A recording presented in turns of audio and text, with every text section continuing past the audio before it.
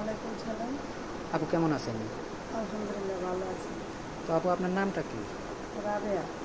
রাবেয়া খাতুন না? তা জি। আপনার হোম ডিস্ট্রিক্ট কোথায়? রংপুর। রংপুর।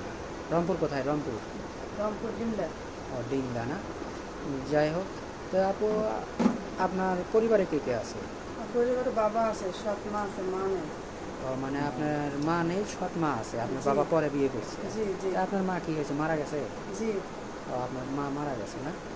তো মূলত এই ক্যামেরার সামনে কেন আসছেন? আমার মা আমার খুব অত্যাচার করে, আমি অসহায়। মানে একটা মনের মানুষের জন্য আসছেন নাকি অর্থ সাহায্য সহযোগিতার জন্য অর্থ আসছেন? সাহায্য লেগেছে, বিয়ে একটা শাদী হয় না। মানে একটা বিয়ে সৎ শাদী মা নিজেদেরকে টিয়া লেগে অত্যাচার করে।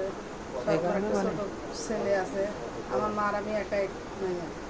ও মানে আপনার মার আপনি একাই সন্তান? জি জি ও আচ্ছা। তো এখন আসছেন যে একটা ভালো একটা মনের মানুষের জন্য না, জি জি। যে বিয়ে শাদী করবেন। হ্যাঁ। তো সে অনেক প্রবাসী ভাই আছে যে আপনার হলো বিয়ে করতে চায়। অনেকে বলে যে ভাই আপনাদের চ্যানেলে যদি বিয়ে শাদী করি পরে দেখা যায় যে এটা ধোকা দেয় বা ফোন দেওয়ার পরে ফোন ব্লক করে দেয়। তো আপনি কি এরকম কোনোটা কিছু করবেন যে ফোন যদি বিয়ে শাদী দেওয়া হয় বা হলো আপনাকে যদি একটা ফোন কিনে দেয় তাহলে কি আপনি আবার ব্লক করে দিবেন? না না না, সত্যি বলছেন তো? সত্যি। ও আচ্ছা। তো আপনার কি ফোন আছে? না, আমার ফোন নেই, আমি খুব অসহায়। সত্যি ফোন নাই? সত্যি আমার ফোন নেই। ও আচ্ছা। তো এখন আপনার লেখাপড়া কতটুকু করছেন কিন্তু? জি ও আচ্ছা। তো এখন আপনি এই যে অনেক প্রবাসী ভাই যদি আপনাকে বিয়ে করে প্রবাসে নিয়ে যেতে চায়, আপনি কি যেতে রাজি আছেন? জি রাজি। সত্যি বলছেন তো? সত্যি বা বলতেছি। যদি বিয়ে করে আপনাকে দেশে রেখে যায় আপনি তো আবার পর বিয়ে করে অন্য ছেলের সাথে চলে যাবেন না? না না না, আমি খুব অসহায় ভাই, যাবো না। আমি কষ্ট বুঝি।